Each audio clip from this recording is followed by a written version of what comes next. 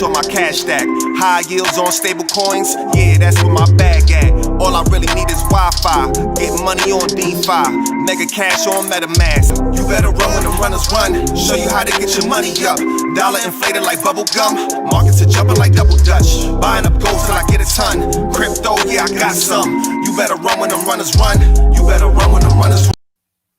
All right, happy Tuesday, runners. It's June 27th, 2023.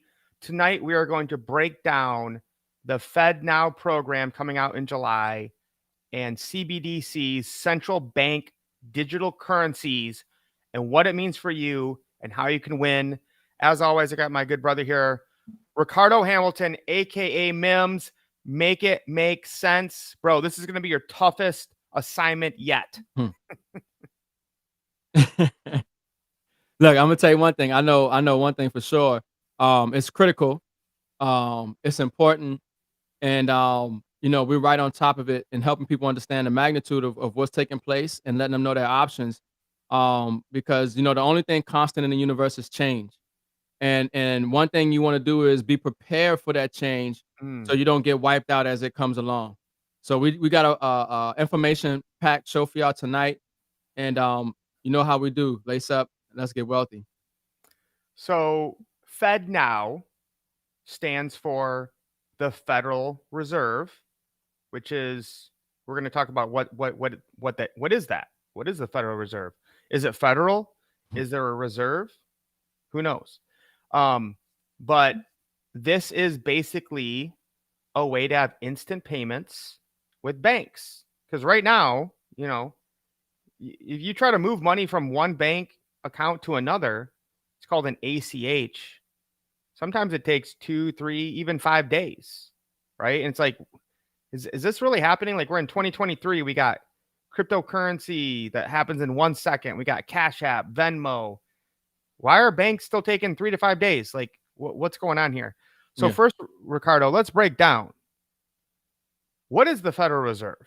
Because if it's Fed Now, all right, if the Federal Reserve is running this, what are they? Yeah. So let's see what the Federal Reserve does. The Federal Reserve Bank of St. Louis is, I don't know if they just put out the most information, but most of the stuff we get, or when I study the Federal Reserve, comes from them. All right, the St. Louis Fed, because I think there's 10 different branches. All right. So who owns the Federal Reserve banks? The Federal Reserve banks are not part of the federal government.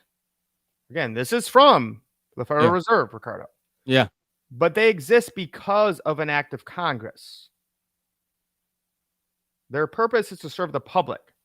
So is the Fed private or public? The answer is both. Well, the Board of Governors is an independent government agency. The Federal Reserve banks are set up like private corporations. Interesting. Private corporations. Right. Member banks hold the stock in the Federal Reserve banks and earn dividends. Holding the stock does not carry with it the control and financial interest given to holders of common stock in for-profit organizations. The stock may not be sold or pledged as collateral for loans. Member banks also elect 6 of the 9 members of each bank's board of directors. So, Ricardo, Mims, make it make sense here.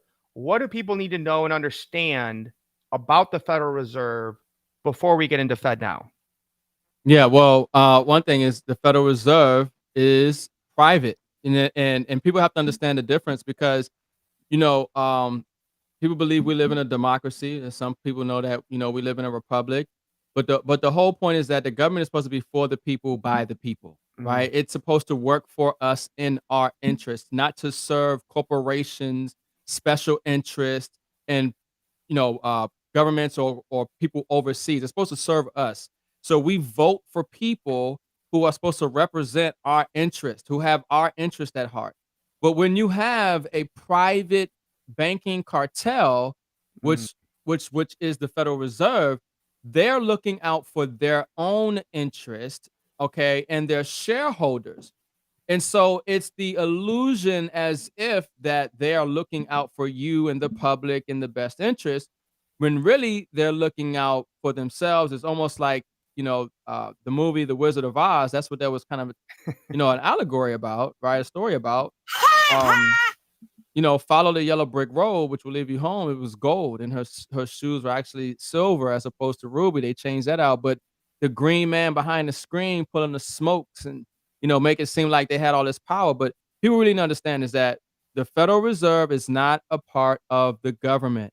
Okay, they might as well be pirates. Okay, and so you got pirates, running the financial system, and these pirates put on business suits. They got a tie on, they got a jacket, but They they're know how to dress. But yeah, They know how to look the part. right. They know how to look the part, but they're not for you.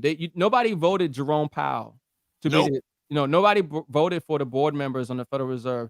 Nope. These are people who were put in place by people who were looking out for their own interests. So it's critical that you do understand that when people trying to understand about the Federal Reserve, it's not a part of the government. They don't have your interest at heart. It's a private banking cartel.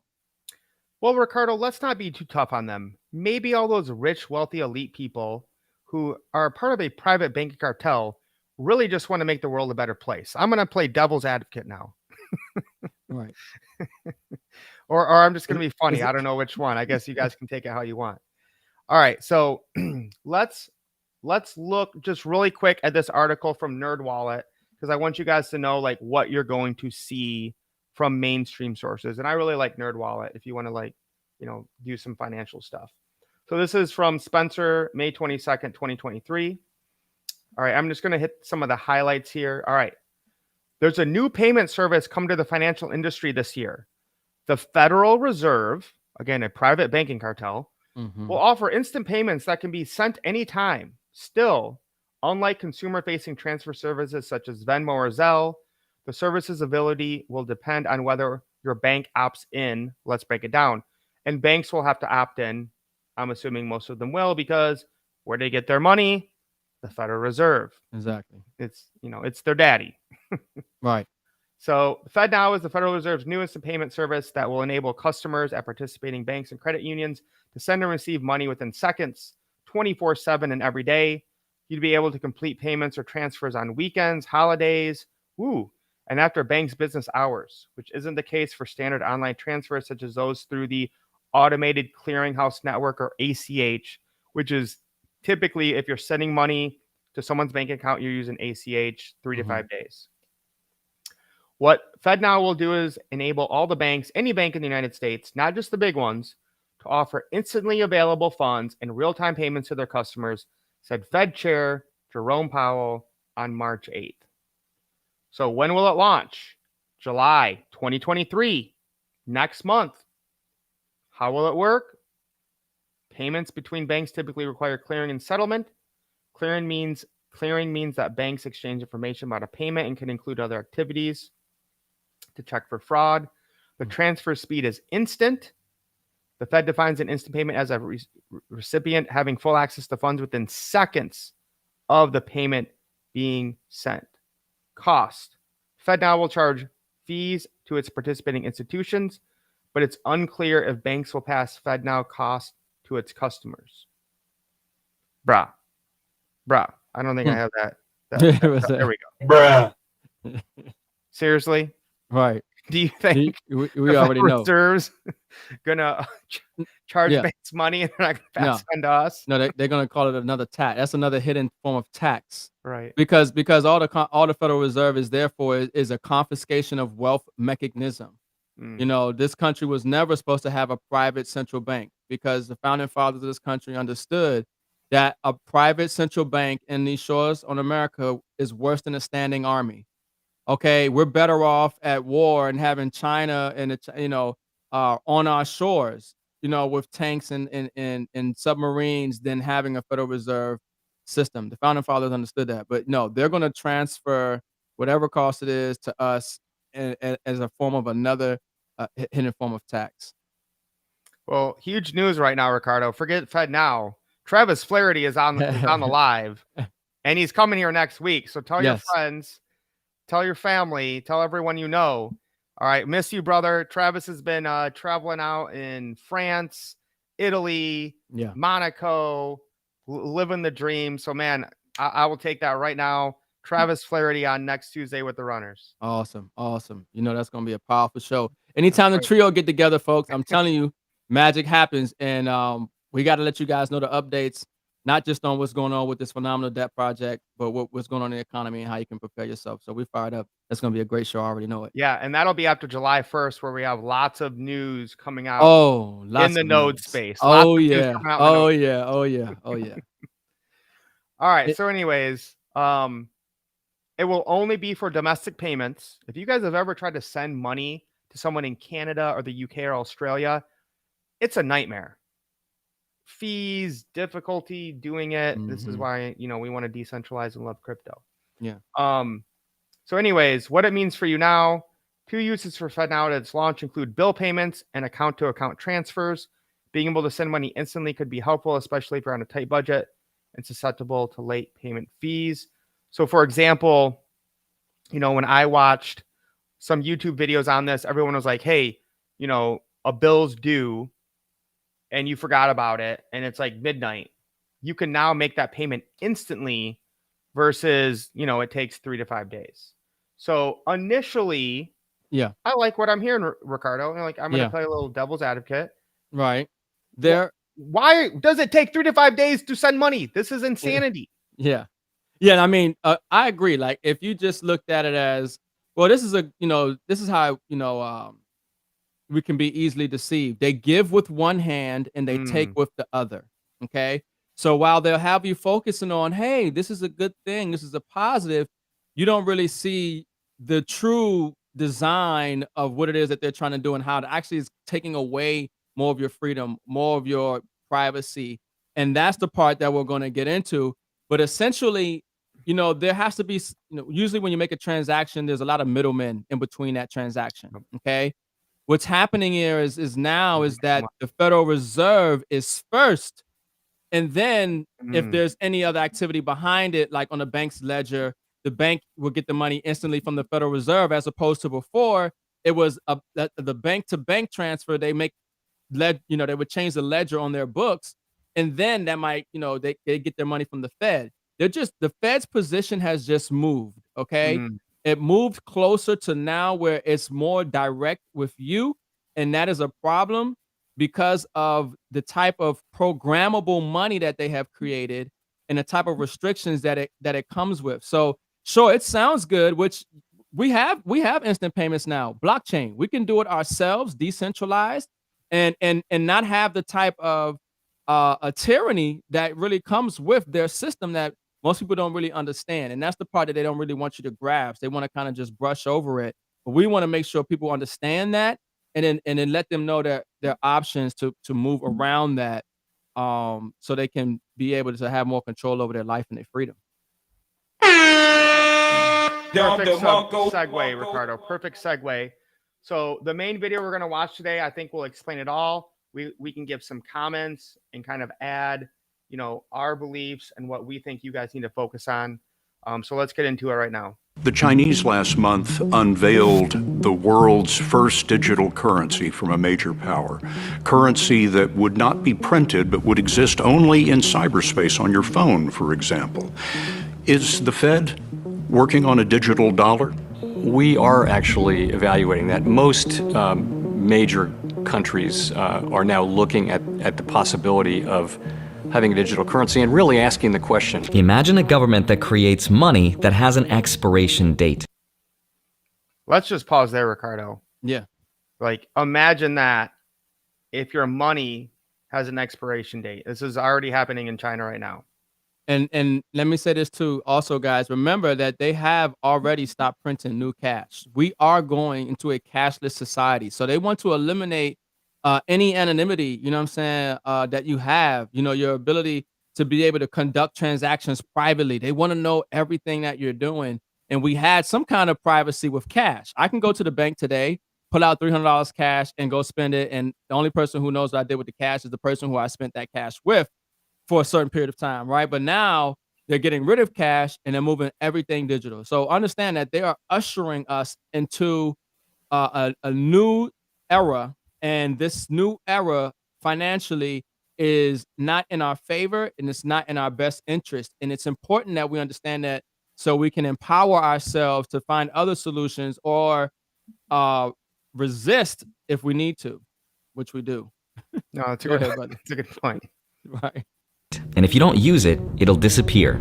That's happening already with the digital yuan, and Americans are rightfully skeptical. President Biden issued an executive order to explore the creation of a U.S. central bank digital currency, effectively converting the dollar into a centralized digital currency. The Federal Reserve just announced that it's about to show us its new digital payment system this year in July. This is having a huge ripple effect across the entire internet because the US dollar is in the process of being replaced by a central bank digital currency, or a CBDC. So I meant to say this when you said that last thing, Ricardo, is if you look at your dollar bills, guys, any dollar bills you have, see if you can find any printed after 2017. I've put this challenge out on Facebook, and we've talked about it on the live. I can't find any dollar bill printed after 2017. Maybe I'm wrong. Ricardo told me about this. I didn't believe him at first. I started looking at every dollar bill I had, everything I saw, nothing past 2017. So if you can find a bill after 2017, let us know. Yep, they stopped printing it, and they did it during the COVID as well, where they were taking away. They were talking about a change shortage. They're slowly Yeah, I remember phasing that. out the cash. Yeah. The government. Mm-hmm. In fact, most countries around the world are creating their own right now. What if I told you 90% now of the world's central banks say they're investigating central bank digital coins? According to a report by Citi, by 2030, there will be up to 5 trillion digital dollars circulating the global economy. But there's a problem, because most Americans don't trust the government to do this. In the 1950s, for example, the era that was called the golden age of capitalism, when we had unprecedented economic growth and higher wages, a point in history far from perfect, but in 1958, Pew Research asked the American people if they trusted the US government to do what was in their best interest. And they did. That trust reached a peak of 77% by 1964. But over time, that trust has been gradually eroding, and today, that number has dropped all the way to 20. So that's huge, bro. Like, again, we're not here to like get into politics and stuff. But think about that. 20% of Americans trust the government? And it's probably worse at this moment in time. And what that really is an indication of is that the social contract has been torn. The social contract between the people and the government is essentially at this point eviscerated. There is no faith. There is no trust. They have divided us so much. Ain't nobody got time for that. You know, they divided us, you know, us versus our police, you know, us versus each other in so many different ways. And we're all just trying to live, you know, but yeah, the social fabric, the social contract between the government and the people is just totally done. And you can see that in the data, and it's probably worse definitely today, I would believe, less than 20%. I mean, I don't know if that's good or bad, whether I celebrate it that 80% of the people realize like the government can't be trusted. And the other 20%, I'm like, what are you smoking? Right. Yeah. We have some of that. They say you can the way to I was just gonna say, they say you can fool some of the people some of the time, but you can't fool all the people all the time. Yeah. 20. Only 1 out of 5 Americans trust the government to do this. And it's also why people like to use other forms of money like cash and even cryptocurrency, and gold and silver, guys. Again, this is the biggest argument ever for gold and silver. Yeah, without a doubt. Without a doubt. This is why gold and silver is constitutional money. Article 1, Section 10 of the U.S. Constitution. They understood throughout history how governments would try to take control and debase your currency. And so that's why gold and silver is so critical right now. And of course, we show people how to get that physically delivered to their home. Yep. History just keeps repeating, bro. Yep. But right now, the government has their own idea for a CBDC, central bank digital currency. And this will have a huge consequence, not only on ideas like privacy, freedom, but even Bitcoin. Okay, so now we're moving into the CBDC realm. And it blew my mind. So my uncle has been a banker and audit credit unions for like 30 years. And he was at my son's birthday a couple weeks ago. And I said something to him about CBDC, and he's very intelligent, stays up on politics. He goes, "What's a CBDC?" which is kind of the inspiration for this live, Yeah, I wasn't right? Like if expecting that. you have an intelligent, educated, like with politics, banker, he doesn't know what a CBD is or CBDC, CBDC. CBDC. Yeah. Like you guys, this is why we need to get this education and information out to people. They only teach them what they want them to know. Mm. Yeah. So in today's video, I want to help explain exactly what this is, how this might work, and how this will ultimately affect us. So with that said, let's get right into it. Hi, my name is Andre Jick. Hope you're doing well. Come for the finance and stay for the new Fed payment system and CBDCs. Now the two are somewhat connected, but they're not the same, even though people are confusing them as one. It's a whole new system that's faster and better than traditional banking.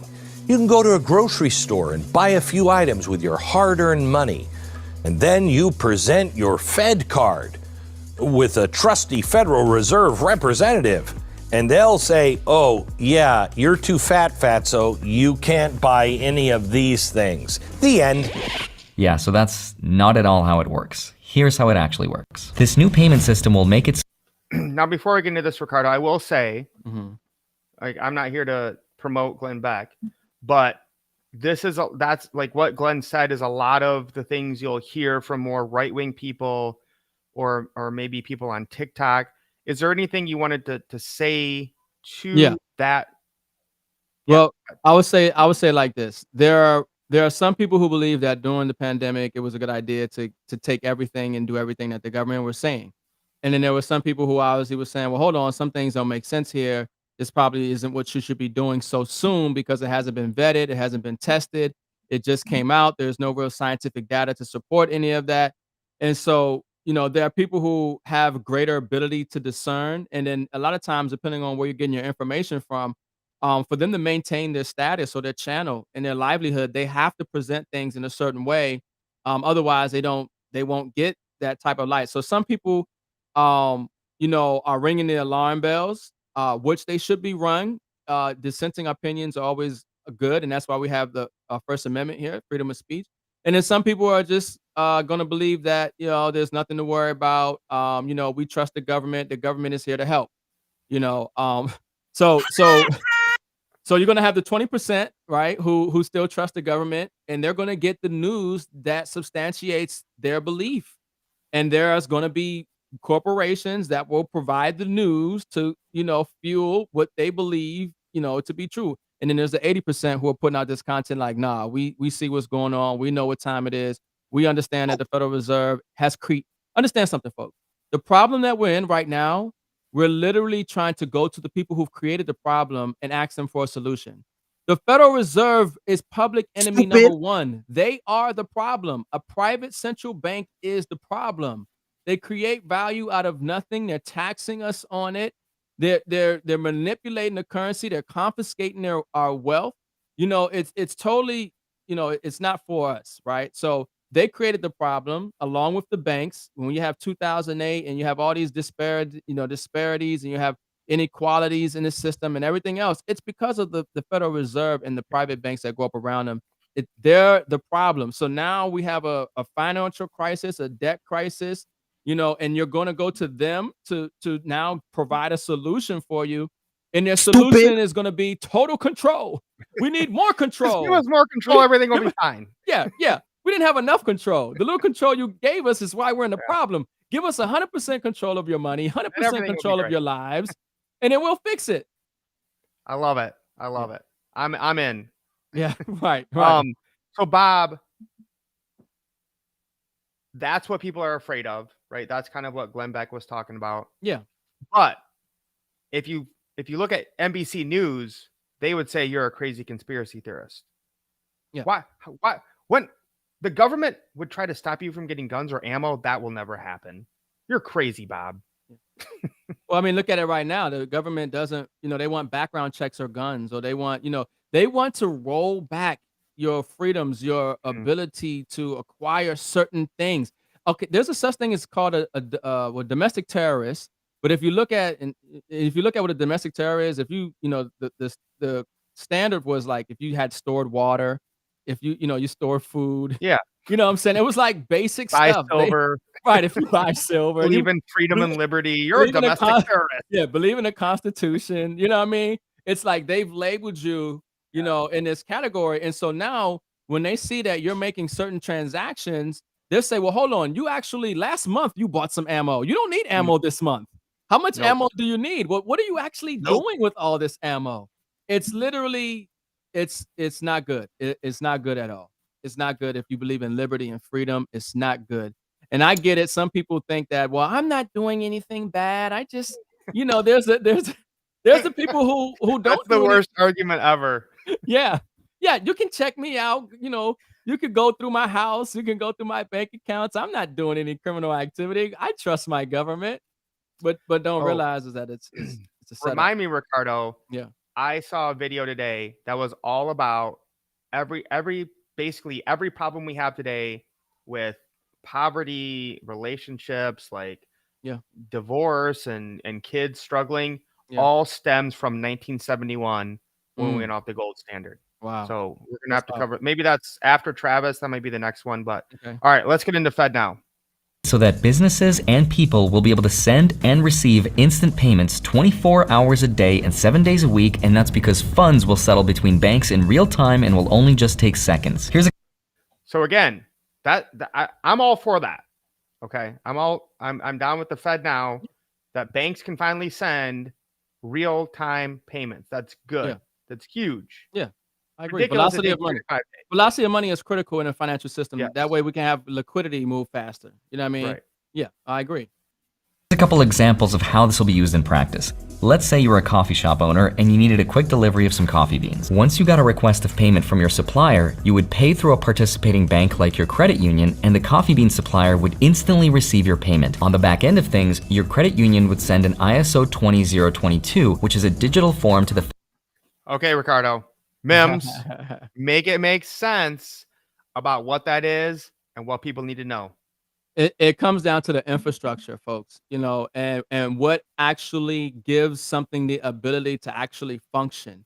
And when it comes to the ISO 20022, a lot of people understand that, you know, the rails that these payments are going to move through are going to, and then ISO 20022 talks about it. It's like the XRPs, the XLMs, the XDCs, the Algorand, I think the H bars, and I think Quant might be on there. And so this is why a lot of people are like trying to find these, you know, real blockchain crypto, you know, projects that are actually being used in the financial system that can have a lot of value and put them in position to create you know, life-changing income and, you know, wealth and different things of that nature.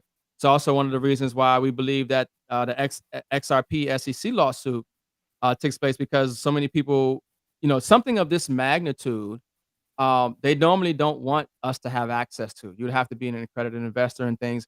And I have seen that now there's some bills going through Congress where they're reducing the requirements to be a accredited investor. You can take a test as opposed to it being based on your financial situation and things of that nature. But it's important that people understand that, you know, these projects that this new financial system is going to run on, these are projects that we can get into right now that are like pennies right now, XRP and other projects. And that's why you want to have a position in them. But, you know, this is the opportunity. It's why we, you know, but if you don't know, you don't know. And there might come a time, because we talk about Operation Choke Point, where they're going to limit your ability to even acquire these assets. This is why we say you don't want to wait, you know, and I tell people I'd rather be 1 year, 2 years too early than 1 day too late. If they're pennies now, that's fine. Just understand where the movement and money and activity is going. But you want to pick these up now and to start acquiring these assets before it's either too late or you get priced out. Yeah, and you guys can see here, these are the ISO 20022 tokens as of now. And again, think about this, guy. We're not like telling you to go out and buy these tokens. All right, we're just educating you. But think about XRP. It's like 50 cents right now. Yeah. Think about how many XRP there are versus dollars. Yeah. There's way less XRP, but yet it's 50 cents. Yeah. And it's going to be implementing this ISO 2022 whatever thing. Yeah. So and internationally too. It's governments around the world, okay, are on these payment rails. You know what I mean? So this is global. All right, here we go. Yeah. FedNow service, which would validate it and send a message to the Coffee Beans bank. That receiving bank would then confirm in real time that it could receive the payment, and the FedNow service would then debit and credit the money and then send a message to both banks that the settlement was completed. Now, that whole process, which sounds insanely complicated, would happen pretty much instantaneously. But the system we have right now just takes a lot more banks, time, and a lot more money. And this service will eventually apply for things like bill pay and for sending money from one account to another. This will be super helpful if, for example, you have a utility bill that's due on that same day and you want to pay it right away without paying late penalty fees. Now, eventually the Fed will want us to use it for peer-to-peer transactions so we can send money to each other in the same way that we use Venmo or Apple Pay. For now, though, this service will only be made available to people within the United States, so you won't be able to send money instantaneously overseas. Now, this will be rolled out in phases starting in July, but already in the first week of April, they're giving out formal certifications for their quote participants. So that is the FedNow payment system, which is tied to the CBDC, the central bank digital currency. So let me explain what that is. But first, a quick word from today's sponsor. All right, let me scroll through this.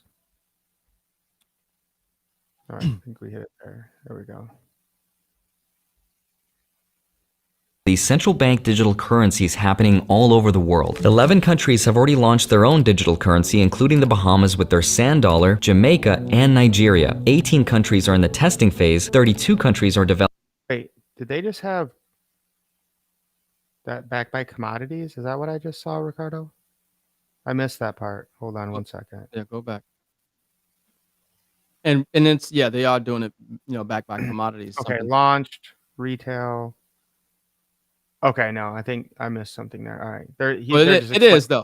I know in Zimbabwe, they've launched their own central bank digital currency, and it's backed by gold. They're launching. Oh, okay. Yeah. Around the world, their currencies is going to be backed by and valued by the commodities. Mm. Yes, that is how it's functioning. That's what's going to give value to their currency. And Nigeria. 18 countries are in the testing phase. 32 countries are developing their own right now. I mean, guys, this is happening.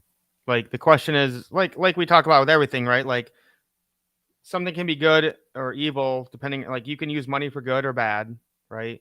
Mm. So, but this is happening. Like, you need to get educated and understand how to move in this space. 39 are trying to figure it all out and researching. Only 15 are inactive and 2 are canceled. But all in all, 114 countries representing 95% of the world's. Wow. Yeah, that's everybody. You might as well just say. You might as well just say everybody at that point. I mean, GDP. Yeah. So no, it's like you said. It's here, Mike. This is not. Yep. Yeah, this is not a hypothesis. Or something. This is real and live. Are in some way involved with this process, including the US. Now, the obvious question is, why is the Federal Reserve so focused on digitizing dollars if the dollar is already digital and it's already on our phone? The answer is, there's a huge difference between true digital currency and the system we have today, because our current monetary system relies more on digital claims of currency. This is why when we use banks and we transfer from one account to another, or we use apps like Zelle and Venmo and Apple Pay, we're actually sending digital IOUs and digital claims to money, but not necessarily the money itself. And that's why banks need to use third-party banks to verify transactions to make sure that the money we are sending exists there in the first place. And a true digital currency would be true value transferred from A to B without the use of a bunch of third-party banks. All of this. So that's kind of funny, Ricardo, right? Because a dollar is an IOU. Right. It's that. So Right. it's like, well, I'm going to take this dollar and create another IOU. Yeah. To send it to you Yeah. before it clears Yeah. with the banking system. It's a whole nother derivative. Mm. It's another way to hypothecate value from nothing yet again. It's just another way of bamboozling people, not understanding what is valuable and what is money. And one of the other things about this is that, I remember during 2008, and they was talking about the banks, the repo markets, and the banks had to settle their books. Now, normally they would settle their books between each other. One would give us some debt for the other, and help balance their books. But then if they couldn't meet it, they would borrow from the Fed, and the Fed had to have the open window discount rate open up to $1 trillion. That showed that there was a problem in the financial system. But with now, as opposed to the Fed being on the back end. Now the Fed being in the front, now it just changes the way that accountability and how we're tracking and valuing the funds now in the system totally upside down and backwards. But it's just not good. It just allows them to literally, because for one thing, here's another big thing that you guys need to keep in mind. The Federal Reserve is non-auditable. Okay. Yep. So nobody has ever audited to the Federal Reserve. So we don't even know how bad this situation is. They could have created a couple quadrillion dollars on the balance sheet between central banks swapping currencies between other countries and around the world. We have no idea really what is going on at the Fed. It has never been audited. So now, if we had banks that had to have some type of financial responsibility and be able to have stress tests and things of this nature, if now the Fed is on the front end, they can hide all of that.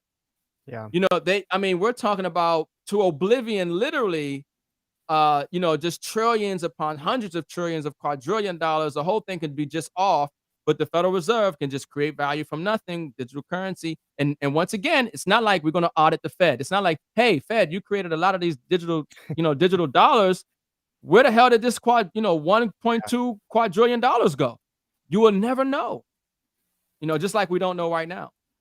No, and that reminds me of like when I kind of had my awakening and kind of got more into politics. It was from Ron Paul running in 2008, and his whole platform was audit the Fed. At least, Audit not the end Fed. Yeah. And even people on the left, like Bernie Sanders, supposedly were like, yeah, like this is a private banking cartel, and let's do this. And then he flipped at the very end, and it's never happened. Rand Paul has tried to get it done. Literally, the Federal Reserve has never been audited in the history of the world. Never. That's horrible. That's a big unbelievable problem. that The Federal Reserve is we have a private banking cartel. Yeah, that's what's going on. And public enemy number one. I'm telling you, a lot of problems that we have in society today, dealing with, like you talked about, Mike, our relationships, our standard of living, everything. It stems down to the financial system, the maldistribution of wealth, and everything. And we've talked about that before. It's like, the number one cause of divorce is financial issues. Everything follows the money. This is starting to sound kind of like the things crypto is already trying to solve. Except there's a couple huge differences. CBDCs are controlled through a private network by the government, so they're not decentralized. And that gives the government full control over its supply and how quickly they can move it from point A to point B. So key point here, guys. Okay, if you get nothing from this tonight, get this. Central bank digital currencies, CBDCs, are a ledger that's electronic, but it's not decentralized, right? There's no way to check and verify what's going on here, who's stopping it, who's creating more of it, who's taking it away.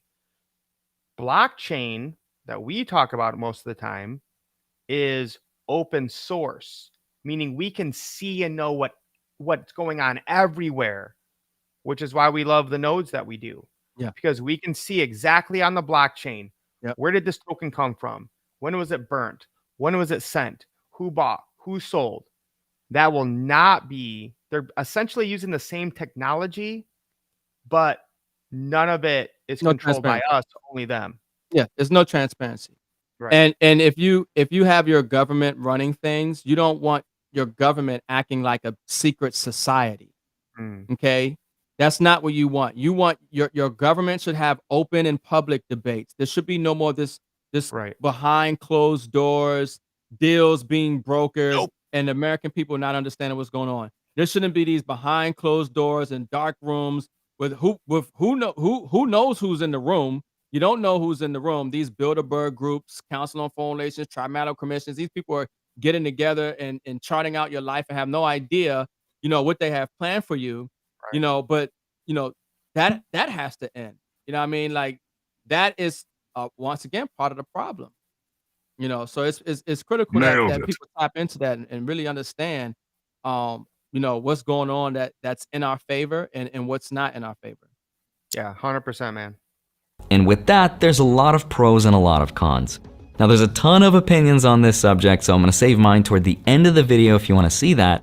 But if the government creates their own CBDC, here's what that would allow them to do that's good and not so good. A central bank digital currency would give the Fed direct control over the supply of money, which is actually good, because right now they already do this with something called quantitative easing. We saw this during the pandemic when they flooded the economy with money by buying mortgage-backed securities and treasury bonds. But it can also shrink the supply of money through quantitative tightening, which is the same process but in reverse, by selling off their assets, which is what they're doing now, with the exception of this anomaly, which represents all of those failed bank bailouts. The point is this: our financial system is so complicated that it almost works like a Rube Goldberg machine if you've ever seen those. So think of this new central bank digital currency system as financial enslavement, but with less steps. If I disappear, it was...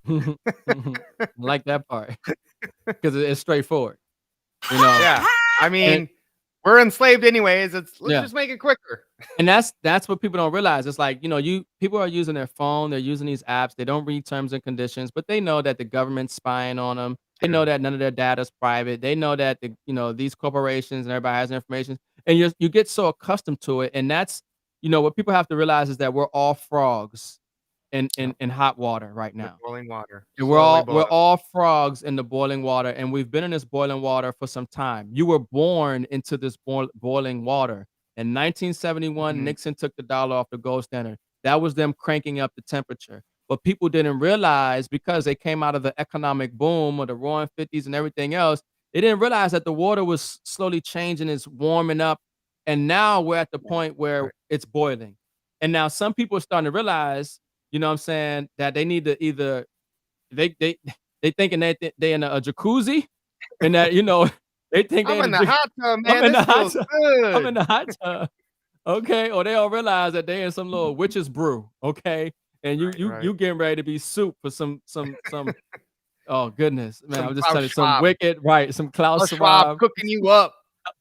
Yeah, that's what's happening. So it's some people waking up and they're saying no. So now, and he talked about it's the Federal Reserve and whatever, and what they're doing is good. Listen, anything the Federal Reserve do is automatically bad. It's automatically corrupt. It's automatically inherent, not good for you. It's a private banking cartel that you can't audit. Now, what is good for the American people in this government is to return to sound money. We shouldn't be printing more money than we have of value and resources to substantiate it. There shouldn't be this hypothecation of debt. Yeah, sure. People say, well, we borrow money, get your credit up so you can buy the house, because most people don't have $300,000, $500,000 to buy the house. Well, the reason you don't have that is because they printed so much currency and overvalued the house. So now you need credit because they have devalued the purchasing power of your money so much that they have to create mechanisms to give you money, which actually just enslaves you even more, because you're paying on something that is worthless anyway. With these dollars, the house didn't increase in value, but they got you paying taxes on it. They got you doing all this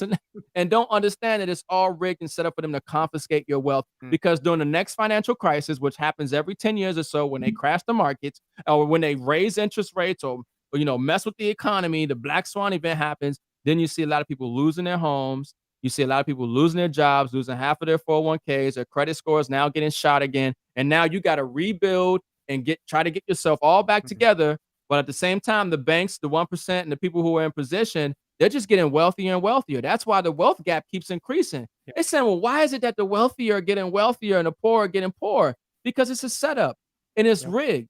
And that's why in 2008, a lot of people were waking up. We had Occupy Wall Street. We had the Tea Party. We had people like, hold on, there's a problem with the financial system. Screw the banks. What's going on with the system? And then everybody just kind of went back to sleep again.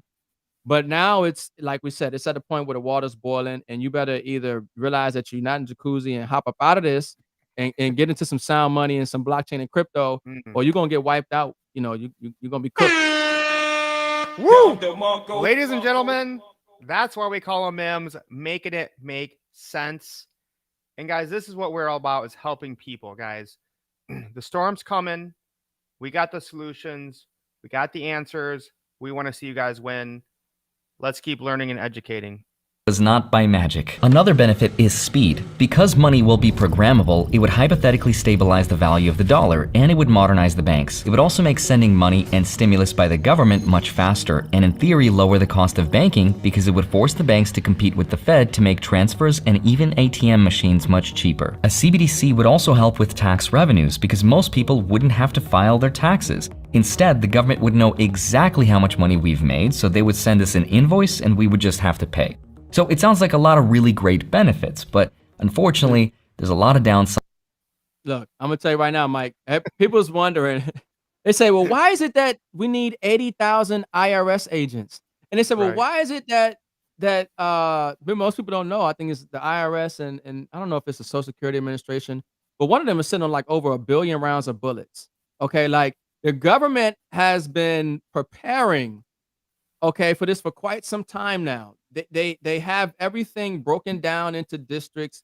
They knew what was coming. The government, the Defense Department, they all know that there's going to be a shift in the global economy financially, a shutdown of the economy, a reboot of a new system, and they know in that transition is going to be chaos. They know in that transition that there's going to be some places where it's dark, ain't no power, and some places where it's light. And so it's just important that people understand that what is happening is not random.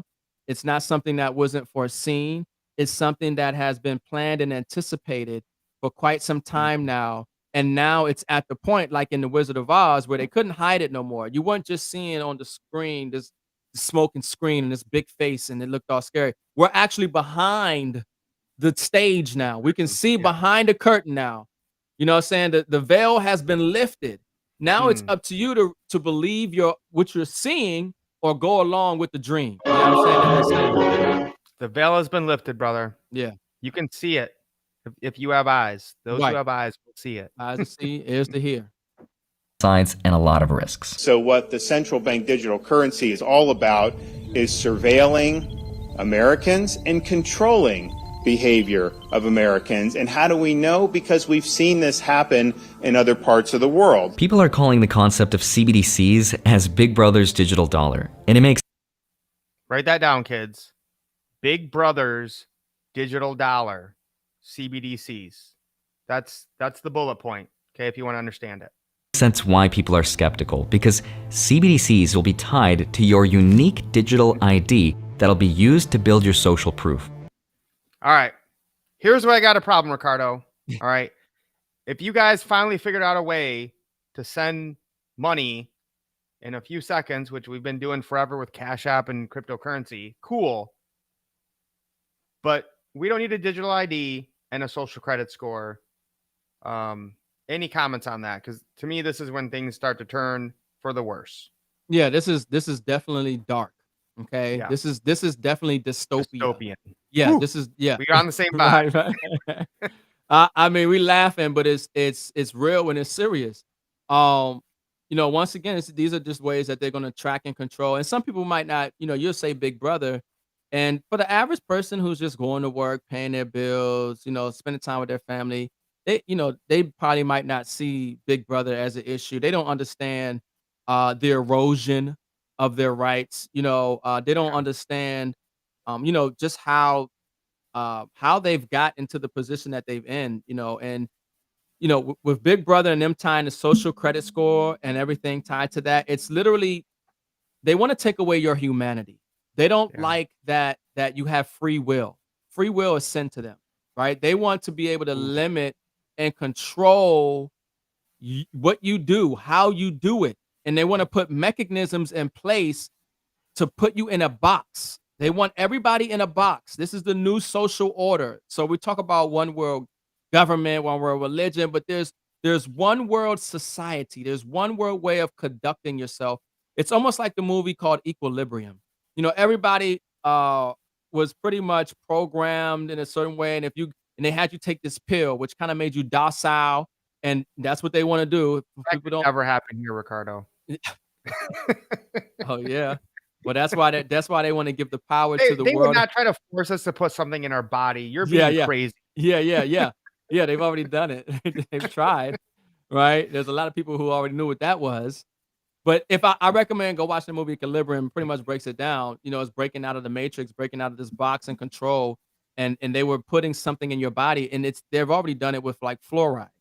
Fluoride is a neurotoxin. It inhibits your fight or flight ability. It kind of calcifies your pineal gland. And so what they're doing is that they're you know, we talk about this, the demasculation of men, you know what I mean? And so it's all these things that they're trying to control human behavior. So if you get outside of the parameters or the framework of how they think you should act, you know, you get upset and they got you on Big Brother, and they'll reduce your social credit score right then and there, and Done. you're done. You're done. And so it's just it's real. And listen, whether you think that they'll do this in real life or not is irrelevant. For the simple fact that they have the ability to is a problem. They should not have the ability to do that. The government Nailed it. The government is not our master. Okay? We don't have to do and listen to everything that they say. Okay?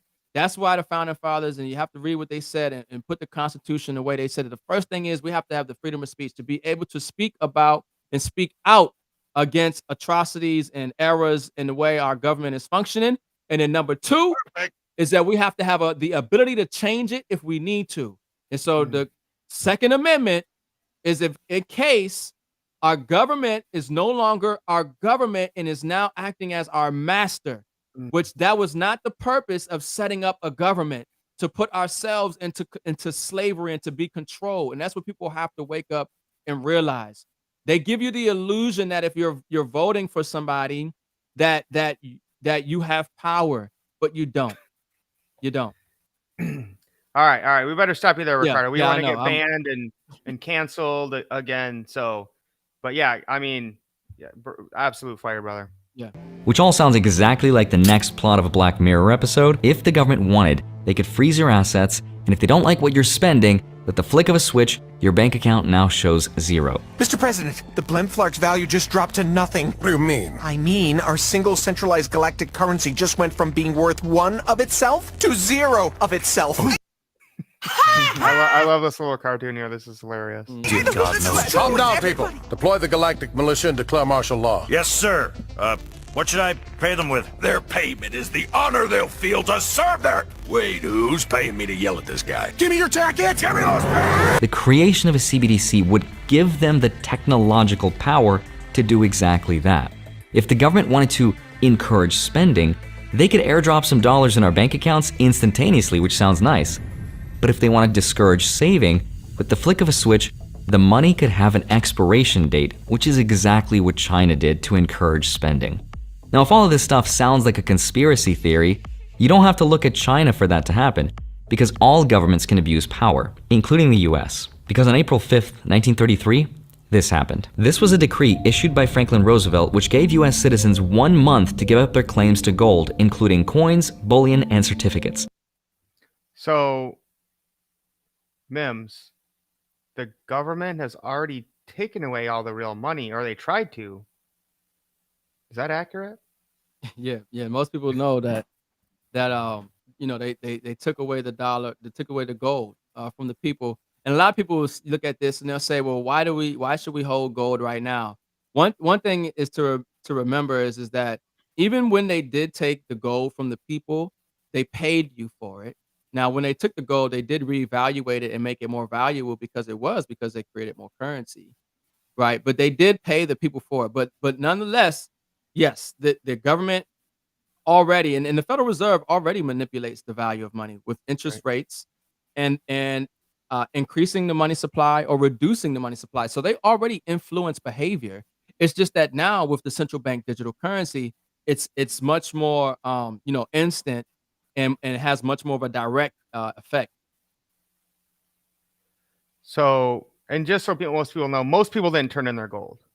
Thankfully, they were like us, right? They were like, wait, you want me to turn in my gold? Nah. Nope. Yeah. For my cold dead hands, right? With my double get barrel. Right. Come and get it. Everything was confiscated and had to be returned back to the Federal Reserve. But that's not even the crazy part. The crazy part is the people that did not agree to do this faced 10 years in prison and up to $10,000 per year in fines. Now, just for context, back in 1933, that $10,000 represented over 3 times what the average person made in a single year. So that would be like if today the government told us to turn in all our cash or risk being fined over $180,000 per year.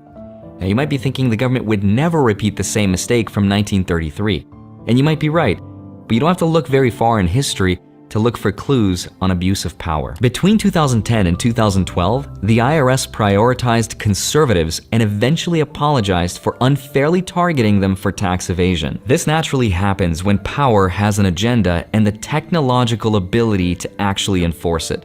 So the question we have to ask ourselves is it worth the risk? So here's my personal opinion. Let me just channel my inner Warren Buffett for just a second, because even though it's 2023, it's starting to feel a lot more like 1984. You know what I mean? No, you wouldn't, because it's just like me, a really old reference. So I'm not trying to convince anyone of anything, because I don't know if I fully understand this stuff myself, because it is so complicated, but from my point of view, I don't think this is a fight against cryptocurrencies or Bitcoin. I don't think the government cares. Nor do I think this is a fight against consumers, and I don't think consumers care. When was the last time you got a Venmo payment from a friend and thought, this better settle now? Said no one ever. If anything, this is about commerce on a global scale.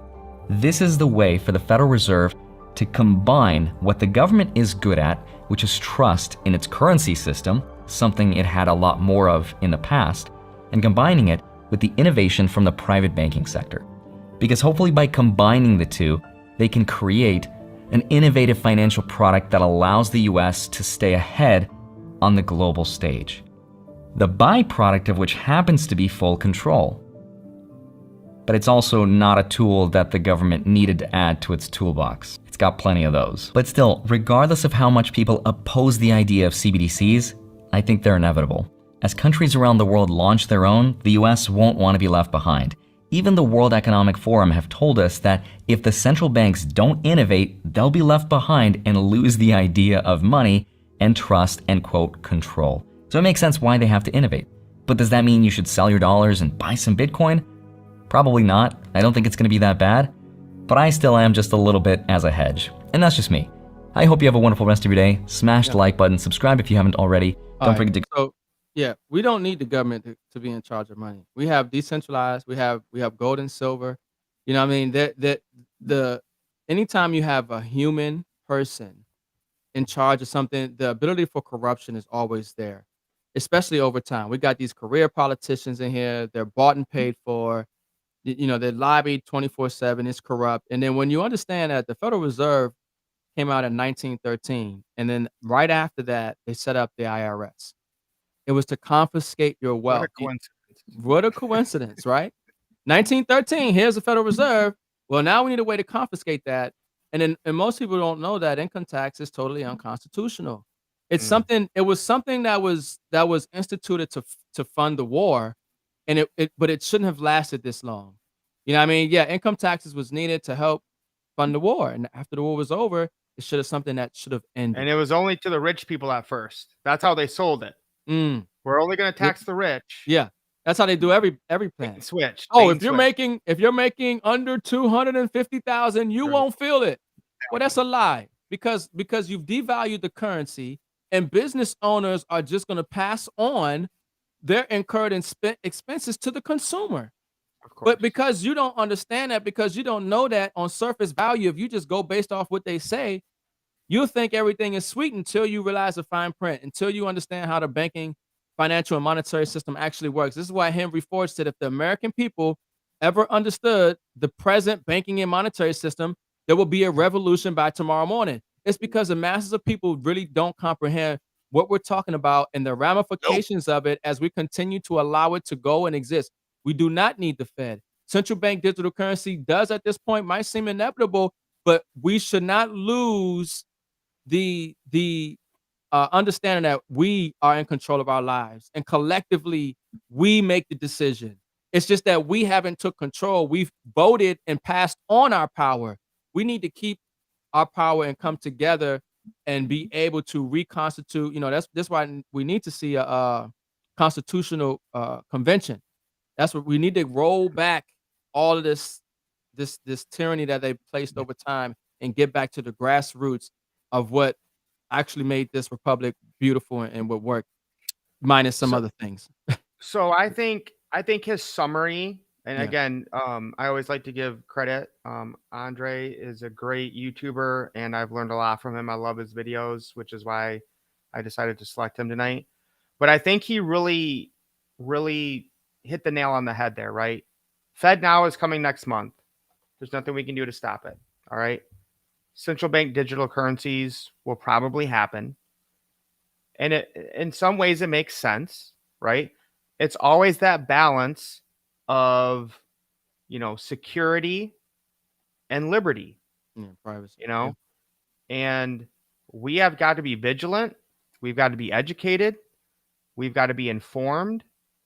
We have to know the power that we have as a people. Because if 80% of the people don't trust the government, I would think we could get certain things in place or certain people in place to where we should be able to send money in our bank within seconds. This is not rocket science, people. Like, We don't need the there's banks anymore.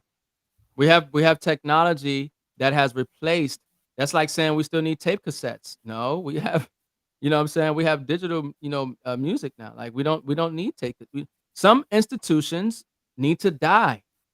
And this banking system and the Federal Reserve is one of those institutions that we no longer need. It doesn't support us. We have very intelligent people. We have blockchain technology. We need well, to overhaul of the hold on, system. Ricardo. And then let me I know, and let me say this too, is that I can't remember who said it. I want to say Benjamin Franklin, but one of the founding fathers said, those who would give up their security, their liberties for security, deserve neither. Yep. Okay, so do not think that the government say, okay, give up, your privacy and we'll protect you. You deserve neither, and you will get neither, because you're dealing with fallible human beings. Now, the reason we like blockchain and why we're saying we don't need banks is because it's a trustless system. You don't have to trust the blockchain. You don't have to trust the smart contract. It's going to do what it's supposed to do, unbiased. Go ahead, Mike. So I disagree. I think we do need banks. 70% of people in America don't even have $1,000, right? Most people work a job. They get a direct deposit into their account every Friday or every 2 weeks or every month, whatever it is. They need to pay bills. Those bills can't be paid in Bitcoin or cryptocurrency right now. Like right now, yeah, right now, but easily that can be something that's done in the future. But the thing is this is what I'm saying, Mike. The reason I can tell you right now we don't need banks, because they're really getting rid of banks by implementing FedNow. You see, first you would deal with the bank. You're no longer dealing with the bank. You're dealing with FedNow.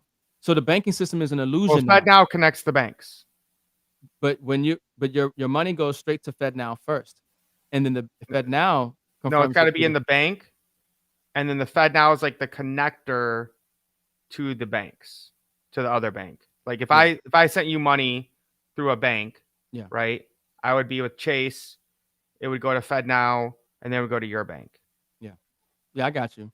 The whole thing is that one of the major core things is that we have to get back to sound money. And if we have this with the Fed, we agree on that. we have to audit the Fed. You know what I mean? But we just wanted to at least bring this to the forefront, help people kind of understand this better, the pros and the cons, how you can hedge against it, how you can diversify, what are some of the solutions, and in the proper perspective, and some key things to remember about these institutions that are implementing these things, how they actually function, who's running them, so you can be able to see the hidden pitfalls, or the hidden disadvantages, that they don't necessarily promote out there, and celebrate. So it's not necessarily doom and gloom. They will implement FedNow in phases.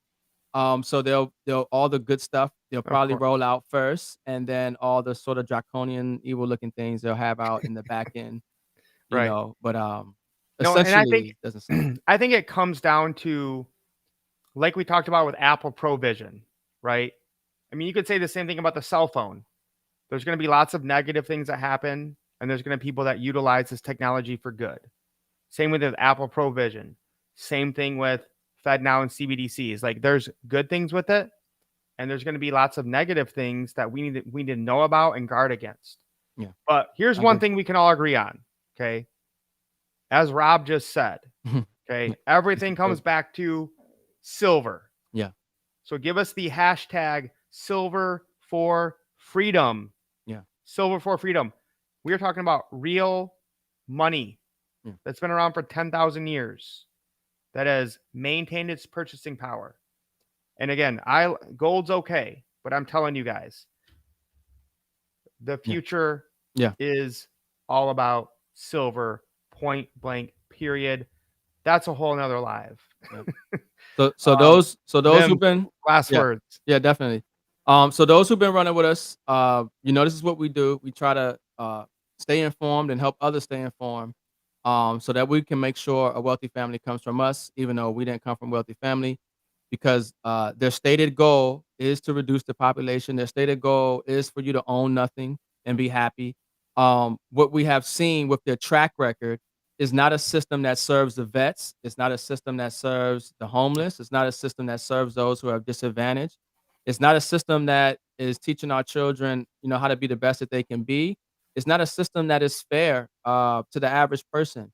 And so there are, it's like a yin and yang in anything in life. There's a lot of, negative and bad things going on, but there's always a little bit of good. And then even when there's a little bit of good or a lot of good, there's always probably some little bit of bad. But what you want to do is you want to make sure that you are diversified. You want to hedge against this. You want to give yourself some options. And so this is why we talk about saving in physical silver, right? And getting it delivered to your home on a consistent basis, and gold. This is why we talk about getting into blockchain and cryptocurrency. We talked about XRP and the ISO 20022 compliant tokens. And we talk about the debt box and having cryptocurrency that's backed by commodities, getting paid every single day for the rest of your life in cryptocurrency by owning a piece of the blockchain that pays you in these rewards, and, being able to diversify and have something of real value and create multiple streams of income. So we're definitely going to be documenting this. We're documenting the collapse. We've been documenting the collapse. We're documenting the global reset. Yes, sir. And we want to make sure that, when we find something that we know is valuable, that the community could benefit from and probably should have as a tool or an option, we put it inside the Runners app. So anybody who wants to, be able to get gold, silver, obviously be able to get paid every single day for the rest of their life in cryptocurrency backed by commodities with the debt box and this node ecosystem that they're creating, and utilize some other features that we're using today already, but just in a better way. We've put them inside the Runners app. Yeah. I mean, I say this all the time. Banking is a necessary evil at this point. We can manifest and dream about the day we don't need them, but right now we do. Yeah. So let's profit as much as we can from it. Yeah, definitely. All right, my man. Awesome live tonight. I had a great time. I think, we had great numbers tonight. So I think a lot of people found value in what is FedNow. Yeah. What are CBDCs? What do we need to be aware of and educated on to create and manifest the future where we can help more people become free and live out their dreams and not have to struggle and, go through agony every single day. That's what we want, is to change the world one family at a time, one swipe at a time, one asset at a time. So guys, next week, Travis Flaherty is going to be on the Runners Live. I'm already excited. Yeah, that's going to be fire, folks. So stay plugged in and look for that show. I forgot. Tomorrow night, we are going underground, guys. We're going underground tomorrow night at 9 p.m. Eastern Standard. Yep. Get inside the Runners app. Get inside the Runners app, Runners Facebook group. All the links are down below. We're looking at our Facebook. You can find out what we are doing tomorrow night at 9 p.m. Eastern Standard. Yep. But you're going to want to definitely check it out. All right. Lace up. Lace up. Let's get wealthy. Peace.